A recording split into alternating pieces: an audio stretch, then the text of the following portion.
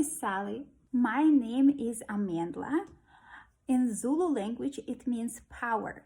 This is the word that oppressed Black people in South Africa used to scream during anti-apartheid rallies. I'm 23 years old. I am trans age, so I identify as 18 years old. I have a husband and loving parents who are always there for me. I got pregnant through a sperm bank. I got pregnant like right after we got married. My doctor actually told me that my trans ageist identity doesn't really matter and I still have to go through fertility treatments.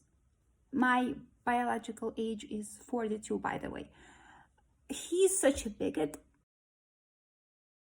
It will certainly be a challenge for me to become a mother in my early 20s. I'm still in college and my husband works really hard. As a Black, transracial, transageist, non-binary, neurodivergent pagan, I will face unique challenges when I become a birthing person. The biggest challenges of parenting for me will be lack of sleep and just the responsibility of caring for another person. The biggest challenge will be trying to figure out my baby's gender. They will have 75 genders to choose from. I will hang a list of genders on a poster in their nursery so that they can learn their genders together with their numbers and the ABCs. I always wanted to be a mother to healthy and happy children. I'm excited to begin my journey. I believe that abortion is a basic human right. I just chose not to use it this time. I'm having a sweet little girl. I can't wait to see my princess. Ultrasound doesn't mean anything since gender has nothing to do with external genitalia. We decorated our nursery in pink color. I have a strong feeling that my child is trans. In fact, I know that they're trans. I don't know which pronouns they will choose to use when they grow up. It could be some cute little new pronoun that they will feel comfortable with. But for now, I'm not using gender-specific pronouns like he or she in order to avoid misgendering. Wait, you can abort the baby, but you can't misgender it? My husband will be a role model for our children.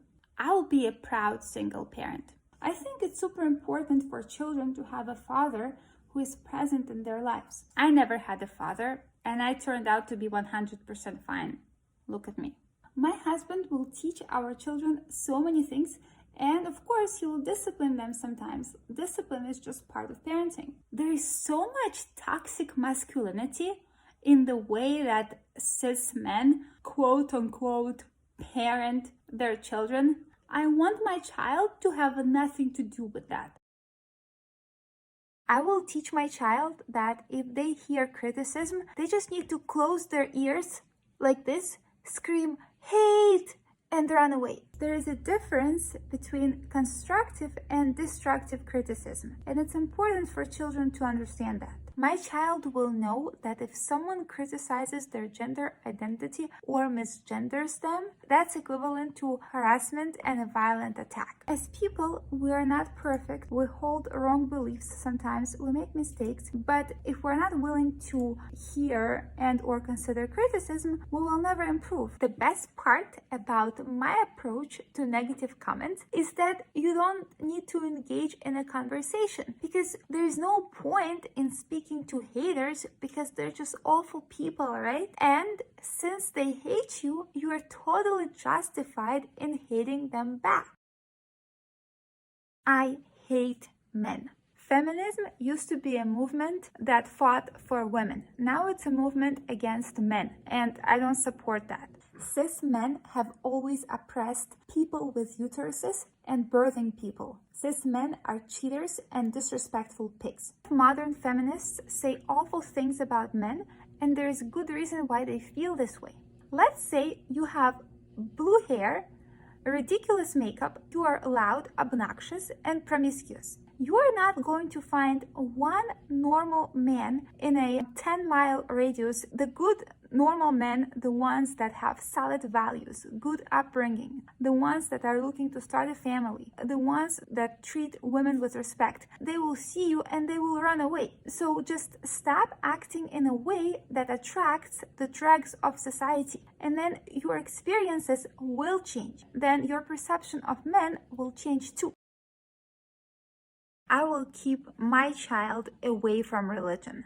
Most studies show that religious involvement is associated with better mental and physical health. I will raise my children religious. Religious rules and dogmas are designed to oppress people. They dictate you what to think and what to do, and they turn you into a zombie. People need moral structure. When religion and or traditional values are thrown out of the window, there is emptiness that forms, and something will come to fill that emptiness and replace religion. Down with the patriarchy. Pets are people too. My body, my choice. America is racist. Defund the police. Give back stolen land. Black lives matter. Believe all women. Wear a mask. Save lives. No human is illegal. Trans women are women. I will teach my children that good work ethics is the foundation of any productive society. If I choose to lay in bed all day, it's because I'm part of a larger TikTok trend. It's called bed rotting. Big part of happiness is a sense of purpose and a sense of accomplishment, and hard work can provide you with that. Laziness is a very triggering and insensitive word. I think it should be banned.